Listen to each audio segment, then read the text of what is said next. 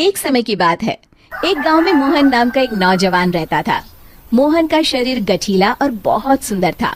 मोहन रोज सुबह शहर में काम करने जाता और फिर शाम को अपने गांव लौट आता। गांव और शहर के बीच में एक जंगल पड़ता था। उस जंगल में एक चुड़ैल रहती थी। वो रोज मोहन को जंगल से आते जाते देखती थी। फिर कुछ समय बाद मोहन की शादी राधा नाम की एक बहुत ही सुंदर लड़की से हो जाती है। एक दिन मोहन अपनी पत्नी राधा से कहता है, राधा, मैंने तुमसे कितनी बार कहा है कि तुम मेरे लिए सुबह सुबह खाना बना दिया करो। मैं रोज काम पर देरी से पहुंचता हूँ। मैं क्या करूँ जी, सारा दिन घर के काम करके मैं तो थक जाती हूँ, इसलिए मुझसे सुबह जल्दी नहीं उठा जाता। सुनो जी, मैं तो कहती हूँ क्यों ना हम अपने घर में एक नौकर रख लें। अरे भाग्यवान, अभी हमारी इतनी आमदनी नहीं है कि हम कोई नौकर रख सके। कल से मैं सुबह खाना खुद बना लिया करूँगा। खुश?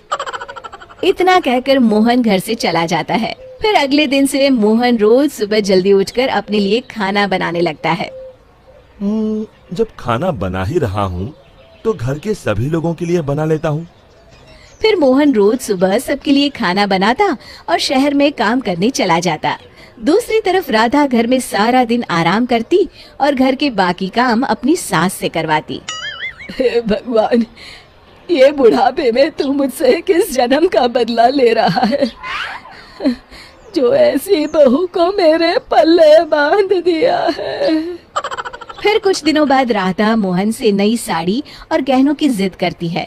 मोहन उसे समझाने की कोशिश करता है कि वो अभी ये सब खरीदने में असमर्थ है, लेकिन राधा नहीं मानती और राधा के रोज रोज के नखरों से तंग आकर मोहन गुस्से में घर से निकल जाता है। कब वो जंगल में पहुंच जाता है उसे भी पता नहीं चलता। तभी एक चुड़ैल की नजर मोहन पर पड़ती है। अरे, मैं तो घर से बहुत दूर आ गया हूँ। ओहो, रात भी बहुत हो गई। घर में सब परेशान हो रहे होंगे। फिर मोहन वापस अपने घर की ओर चल पड़ता है। चुड़ैल भी मोहन का पीछा करते करते उसके घर तक पहुंच जाती है। फिर मोहन अपने घर पहुंचकर दरवाजा खटखटाता है। तभी उसकी राधा दरवाजा खोलती है। उसके चेहरे की मुस्कान देख मोहन को थोड़ी हैरानी होती है। फिर राधा कहती है, मुझे माफ कर दीजिए जी, मुझसे गलती हो गई। मैं भूल गई थी कि औरत का असली गहना उसका पति होता है। आगे से मैं आपको कभी नाराज नहीं करूंगी। राधा को अपनी गलती का एहसास हो गया है। ये देखकर मोहन उसे माफ कर देता है। फिर अगले दिन से राधा रोज सवेरे उठकर मोहन के लिए खाना पकाती, घर के सारे काम करती, साथ ही साथ अपनी सास ससुर की खूब सेवा करती। अपनी पत्नी में आए इस परिवर्तन को देख मोहन की खुशी का ठिकाना नहीं रहता। एक दिन राधा की सास राधा से कहती है, बहू, आज मैंने घर में हवन रखा है। बाबा जी किसी भी वक्त आते होंगे, तो सब तैयारी करके रख दे। जी माँ जी। फिर थोड़ी देर बाद बाबा जी अपने चेले के साथ उनके घर पर आते हैं। अलख निरंजन। आइए आइए बाबा जी, मैं आपका ही इंतजार कर रही थी। फिर बाबा जी हवन की तैयारी शुरू करते हैं और मोहन और राधा को हवन में बैठने के लिए कहते हैं। मोहन तो वहाँ आकर बैठ जाता है, लेकिन राधा वहाँ आने से मना कर देती है।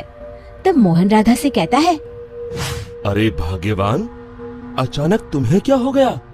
तभी बाबा जी को राधा पर कुछ संदेह होता है। अलख निरंजन, माँ जी, तुम्हारे बहू के हाव भाव देखकर मैं पहले ही समझ गया था कि इसके अंदर किसी चुड़ैल का वास है। बाबा जी क्रोधित होकर कहते हैं, सच सच बता, कौन है तू, वरना अभी तुझे जलाकर भस्म कर दूंगा। फिर बाबा जी जोर जोर से मंत्र पढ़ना शुरू कर देते हैं।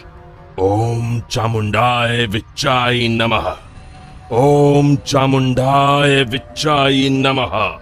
तभी अचानक राधा की आवाज बदल जाती है और वो बाबा जी को हाथ जोड़कर कहती है, नहीं नहीं, मुझे छोड़ दीजिए, मैं एक चुड़ैल हूँ। मैं रोज मोहन को जंगल से गुजरते हुए देखती थी।